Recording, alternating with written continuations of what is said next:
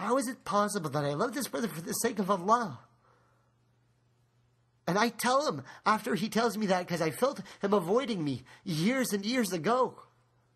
He tells me this is what his father said, and he didn't want to disobey his father. And I say to him, you held back the salams from me for more than 3 days. I mean, at this time, we're punks, we're kids, we're mujahideen, you know, we're like hardcore, man. We're starting the new revolution. It's the 90s or whatever. Everybody thinks they're all tight. We're young. We probably don't know what we're talking about. I mean, I'm older and wiser now, and I know at this age I definitely don't know what I'm talking about. So then, how was I so confident? I say to him, how dare your father suggest that you break off contact with me when the messenger has ordered that you don't have the right to leave off salams for anybody more than 3 days? Am I a disbeliever?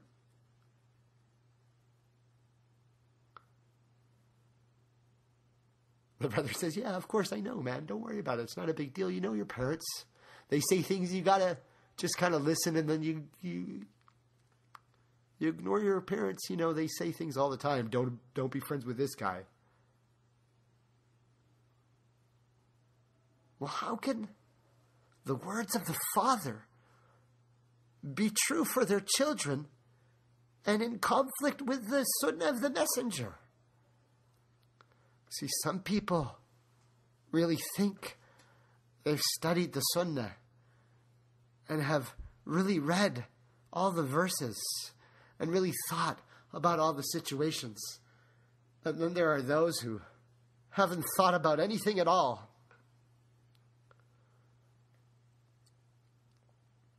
You see, I'm going through the trials and I'm going through the tribulations. I'm getting through one situation after another, and I'm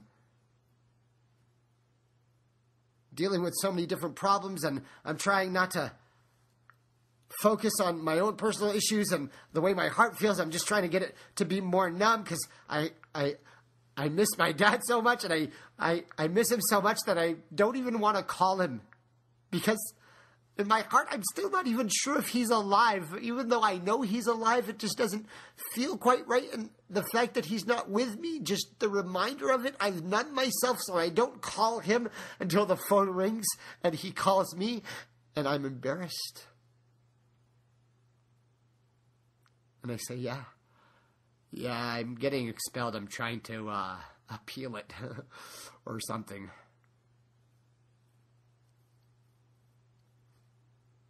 My dad really, really wanted me to go to law school, brothers and sisters.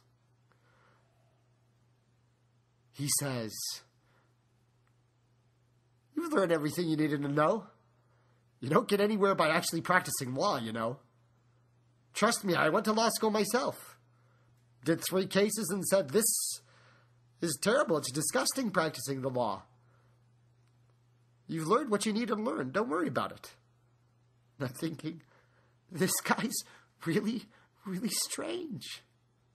I mean, I've been doing everything for him to please my father, because that's what I thought he wanted, and now he takes it so easily. Or maybe he's just a much better father than I thought. Because I'm really depressed, and I'm really ashamed. You see, I'm online and I'm doing different stuff, and I'm trying to make a difference, and I'm thinking, okay, there's got to be something out there. I'm advanced in communications, and I'm taking a legal degree, and I understand modern technology, and so I'm getting on the internet, and I'm researching all kinds of stuff, and I'm going to different websites, and I'm trying to find things, and I'm thinking, okay, I should start doing something, and I should maybe put out my own website, or start trying to figure out how to express myself, or figure out what to do. And I don't know what to say, and I don't really know what I'm talking about, and I don't know what I'm looking for. I'm really confused, brothers and sisters. Oh yeah, people have strange issues. You see, I'm still that guy in the community. When people have problems with the dark, when people have problems with the jinns, when people have situations that are troubling them, I'm the guy they call. I'm that person that people usually seek advice from. Except there I am in my own head thinking, I don't really know what's going on, and I think my father's been attacked by the lions and they've done something to his heart, but yeah, he didn't die. He's got a new heart, right? And there's way more going on than I understand.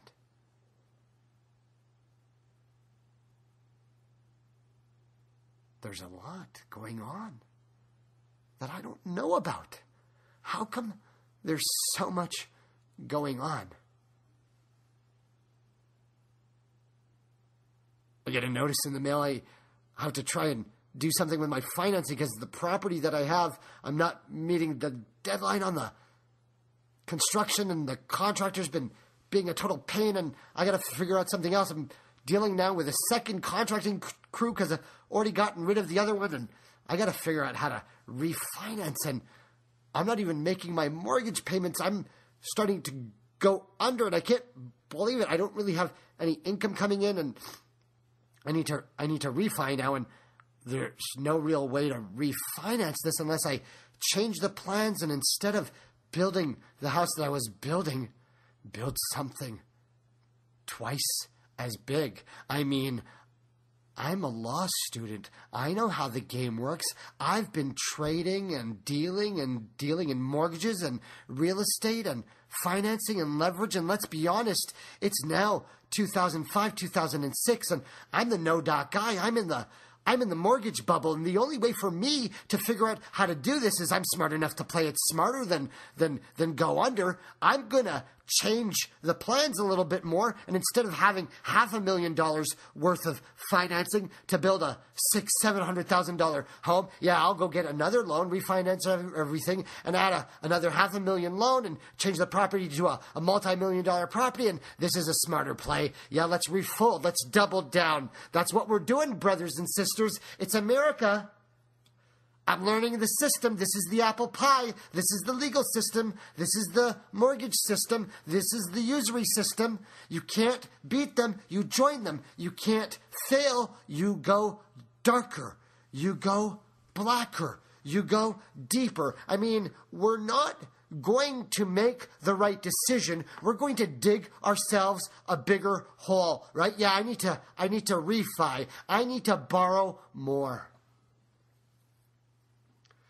Thank God my wife's going to dental school is the only thing I can think of. See, my wife's been actually studying and really trying. She finished her undergrad, and now she's going to dental school, and I'm getting kicked out of law school, and I'm starting to lose everything. And my mind is playing tricks on me, and I don't know what's happening to me, and I maybe need some help.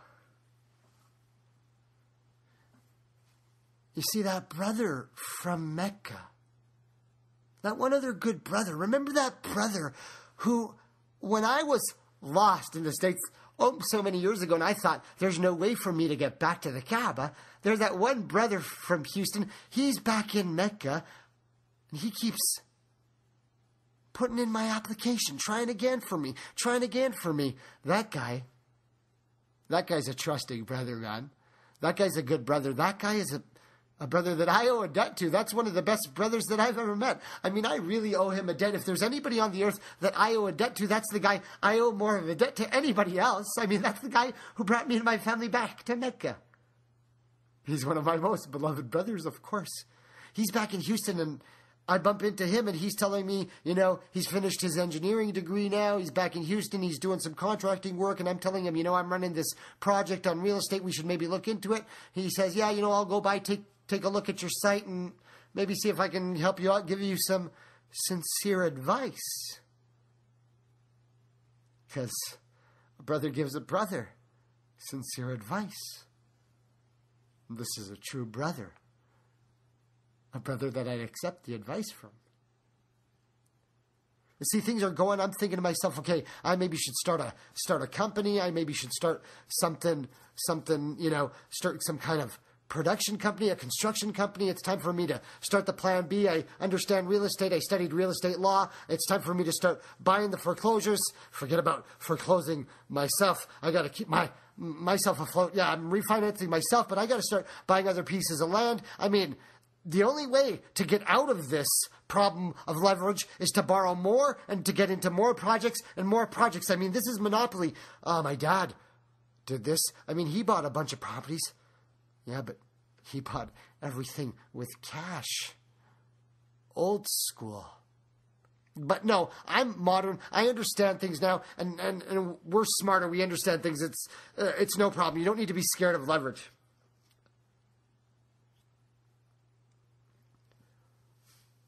All right. I mean, let's just do this, right? There's the idea. We're in the mix. I get a call from the brother, that mujahid. He's like, yeah, we said we should try and hang out more, inshallah. Why don't you come over with your family? Like you said, I've been doing the plan. Finally financed, got myself a condo. Just got into the new place. It's just close to you. Come by. Have dinner with us. Be our guest.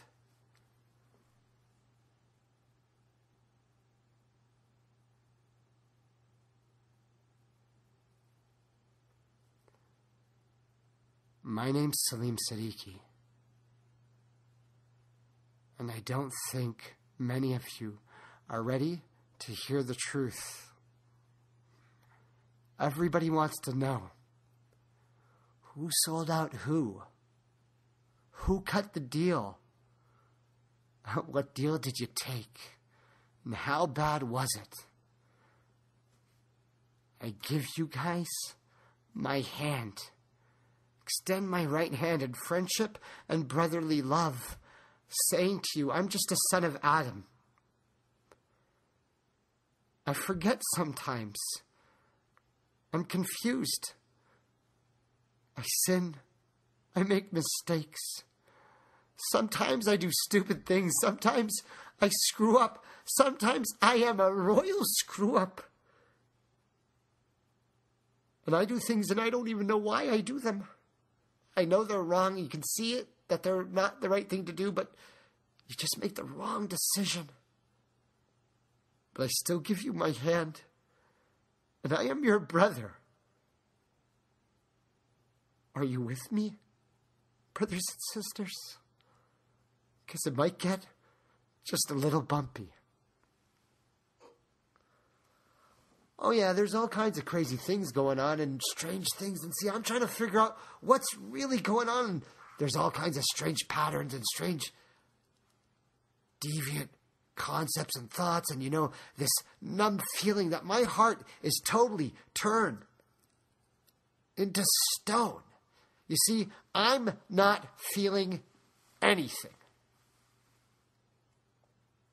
It's one of the reasons why I wanted to go hang with my brother, right? Because there are things that are more important. And I know I'm totally in the game and I'm the one totally in the mix and I'm doing crazier deals than anybody else and I'm falling deeper into the pit of the abyss in the dark than I have ever been before in my life. And I'm a little bit worried, but now, of course, I'm smart enough to figure this out. And this is just the normal troubles that everybody goes through in all kinds of real estate deals. I mean, I've traded currencies in the millions and they go up and down and you gotta be able to stay cool and not lose your calm and not do something totally out of character. Nothing was going to make me act out violently. Nothing was going to enrage me.